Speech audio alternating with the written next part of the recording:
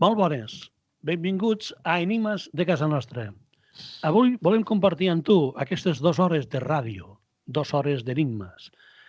I avui us portem un tema, volem repassar d'alguna forma totes les catàstrofes i atrocitats que el ser humà ha fet durant tots aquests mil·lennis.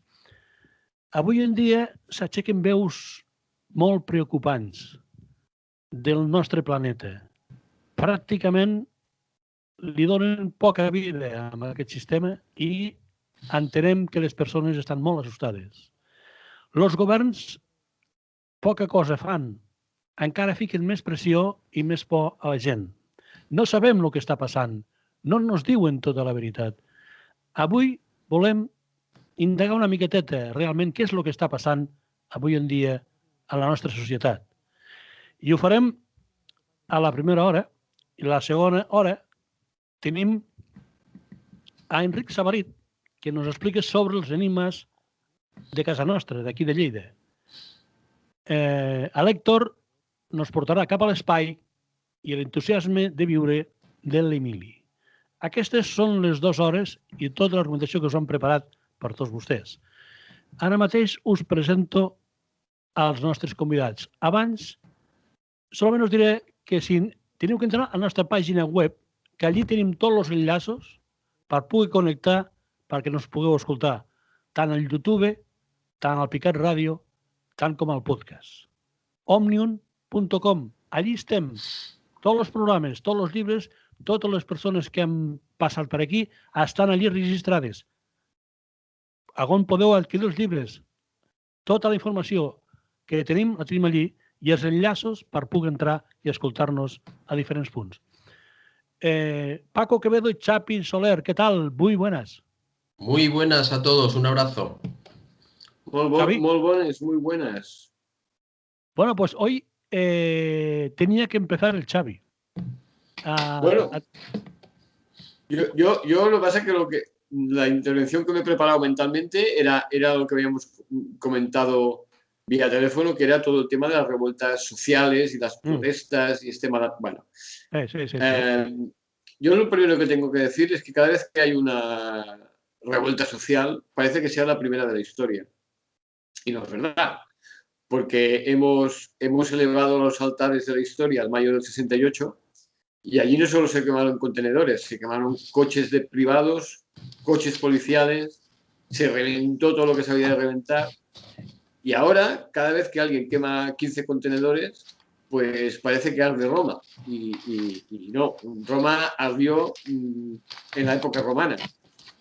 Quiero decir que revueltas sociales han habido a lo largo de toda la historia. Todas han tenido su causa. Yo otro día estuve viendo un documental que hablaba sobre mayo del 68 y que coincidió con las revueltas en Estados Unidos contra la guerra del Vietnam. Y entre el 67 y el 68 fue un punto álgido de protestas a nivel mundial. Es decir, habían protestas muy fuertes, muy duras en Estados Unidos, en Francia y en otros países. Y lo que estamos viendo actualmente no es más que lo mismo, que hay gente que está cabreada por un motivo que es la gota que colma el vaso de otros motivos que se han ido quedando ahí, que la gente no ha salido. Por ejemplo, aquí en Cataluña, que se han quemado contenedores a punta pala y se ha intentado quemar algún coche a la Guardia Urbana y tal. Todo ha sido por motivo de la prisión las últimas, del famoso rapero, pero además con eso coincide que estamos en un país que la juventud está en un 40% de paro, que no hay perspectivas de futuro, que llevamos más de un año prácticamente encerrados, si no en casa, en la ciudad y si no en la comarca. Y que las farmacéuticas no cumplen con los plazos de entrega de las vacunas y que teníamos que estar casi todos vacunados en julio y ahora eso parece un milagro. En fin, un cúmulo de cosas que hacen que la gente al final se lance a la calle. Pero insisto, no es una novedad. A lo largo de la historia eso ha ido pasando. Lo que pasa es que cuando han pasado 10 años, esas protestas se elevan a los altares de la historia, como pasó con el mayo del 68 o las protestas contra Vietnam, que todo el mundo admira, pero se hicieron de muy gordas en aquella época. ¿Cuál es la diferencia? ¿Por qué por ejemplo, mayo del 68 hizo que naciera una nueva República Francesa?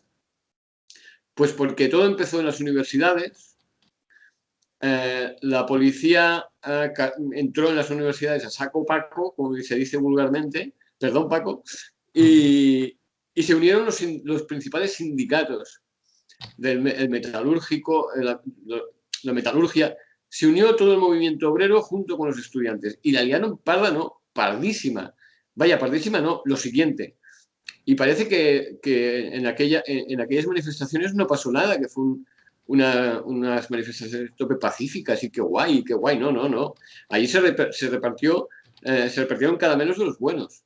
Se quemaron furgonetas de la policía, se quemaron coches policiales, se quemaron coches de privados. Yo he visto los hermosísimos Citroën DS ardiendo, que yo lo veo ahora en documentales y pienso, es un Citroën DS, ¿por qué lo quemáis? Y, en fin, que no... Todo parece nuevo, pero nada es nuevo. Todo es lo mismo. Los dirigentes no escuchan o se hacen los sordos a lo que la población necesita, por la razón que sea. Paco nos explicará la razón seguro, y la gente reacciona. Es lo lógico. Acción, reacción. Tú no escuchas, pues yo me lío a quemar containers y ya está. Sobre todo los jóvenes. Y en fin, después de este rollo, Paco que nos clarifique. Sí.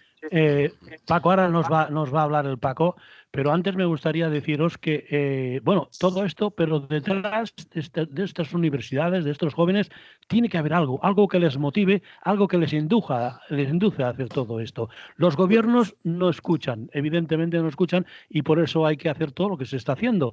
Pero, ¿qué les pasa a los gobiernos que cuando están en el poder hacen lo que les da la gana y no escuchan realmente? Es como si estuvieran en otra galaxia, en otro mundo, y no están aquí. No entiendo nada. Paco, a ver si me aclaras un poquito. Pues yo lo que tengo claro es que efectivamente, mira, cada vez que hay una situación en la que se dan varios factores. Uno, la degradación de los valores porque arrastramos un sistema no solo educativo, sino un sistema político en el que no produce unidad sino fracturas.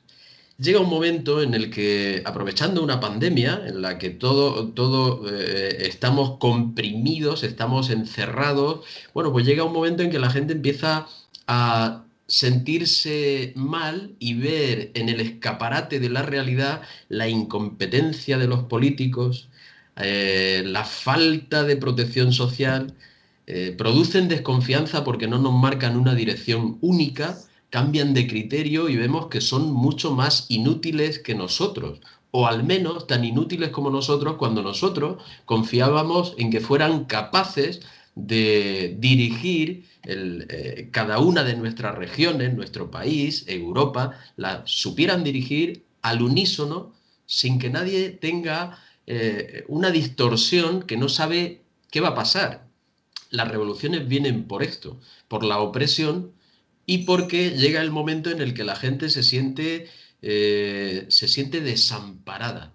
Y yo creo que es lo que está ocurriendo. Aparte de eso, cuando se dan todas estas circunstancias, una degradación arrastrada por un nivel de educación muy fracturado que tiende a no instruir en valores humanos, valores sociales. Necesita la sociedad una transformación. Y en esa transformación encima nos viene una pandemia. Y en esta pandemia vemos que quienes tienen que dirigirla dan palos de ciego y todo parece obedecer a un plan y surge la idea de que hay un plan secreto que está dirigido a todavía recortarnos libertades, más control sobre nosotros. Eso siembra la inquietud.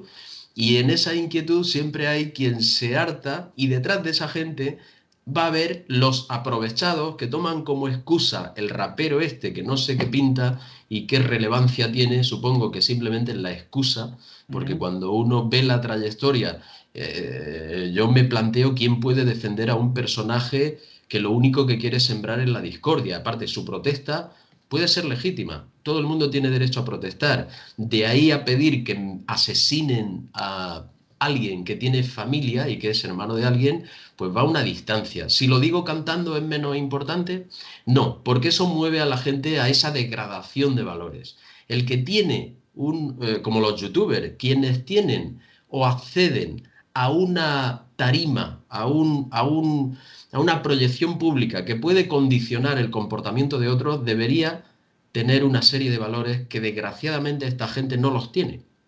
Y eso lo trasladan a la sociedad y la sociedad ve que el político se corrompe, que se dedica a solucionar el tema de su partido, el tema de su bolsillo y después viene la sociedad, pero me da igual y me cambio de sitio o me voy a otro sitio como ahora ha hecho el vicepresidente Iglesias. No, me interesa mi empresa porque se me va de las manos en Madrid y dejo la vicepresidencia de España. ¿Y qué nos traslada a nosotros? Que le da exactamente igual. España no es lo importante es su partido en su sitio, Madrid.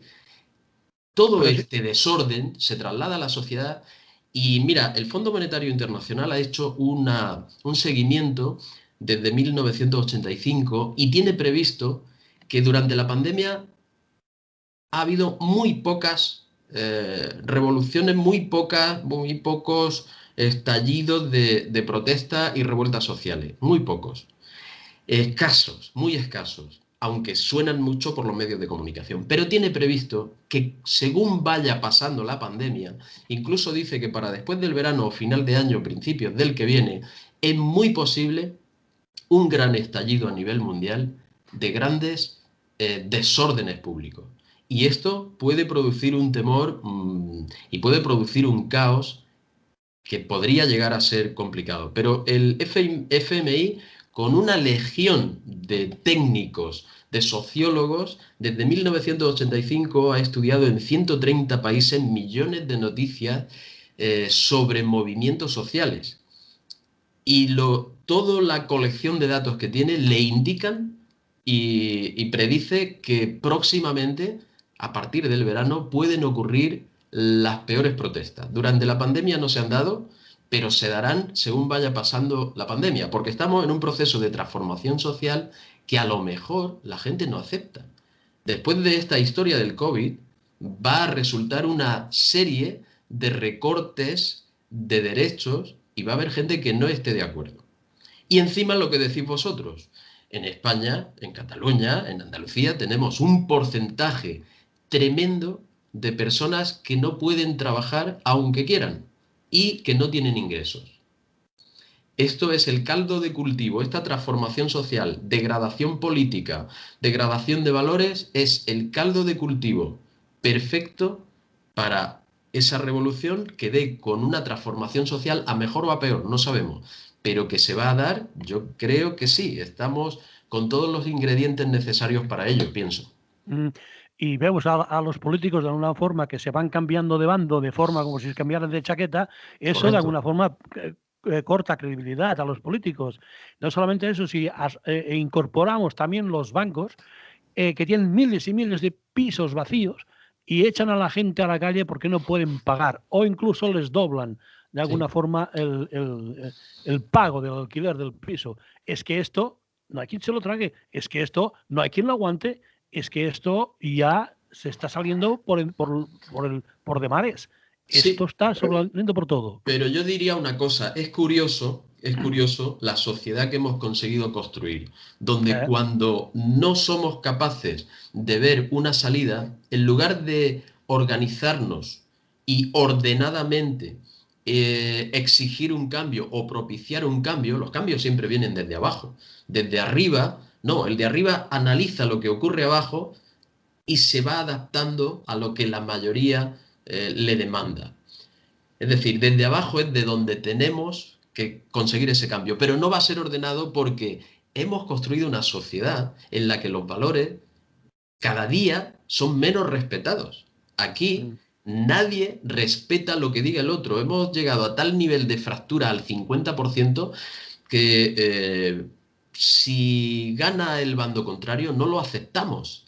ganan las elecciones, como estamos tan próximos, estamos tan divididos, el 40 y tanto, el 51, 50 y poco, no hay una visión clara, una decisión clara. ¿Eso qué propicia? Pues que nadie acepta al contrario. Parece que ha hecho trampas. Están tan próximas las cosas que parece que hay trampas, hay un plan oculto, pero todo eso obedece a una falta de reflexión y de valores en la sociedad. No hemos dispuesto un sistema de enseñanza que sea respetuoso con los demás, Pero, que claro, pretenda Paco, una sociedad mejor con orden. No, lo eh, tenemos que conseguir todo desordenadamente, quemando, destruyendo. Y eso nos delata como una sociedad un poco bárbara, es que ahora nosotros... lamentablemente. Si me dejáis, Sí, sí, sí. yo quisiera acotar un par de cosas de las que ha dicho Paco, para así sembrar un poquito la discordia, ¿eh? Venga, a ver. ¿Tú recuerda, Paco, cómo se consiguió el voto femenino? Mm. Sí, ¿Cómo se hay que consiguió? conseguirlo todo a palos. Es Claro, curioso. porque es que si no, no te lo dan. ¿Cómo se consiguieron las 8 horas de trabajo? ¿Cómo se consiguió Mira, yo... la libertad de los presos políticos después de Franco? Sí, ¿Cómo se cambió de república en Francia, que ya lo he comentado antes? ¿Cómo se consiguió acabar con la guerra de Vietnam? Siempre hay sangre por medio. Porque el de arriba, mientras no vea sangre, piensa que la cosa la puede arreglar dejando pasar el tiempo. Ya se cansarán, ¿sabes? Que se estén saliendo 10 o 15 días, ya se cansarán, ya volverán a casa y todo volverá a la normalidad. En los años 70, alguien que debía ser muy listo, vaticinó que mientras la gente tuviera trabajo, televisión, piso, un coche en la puerta y los más afortunados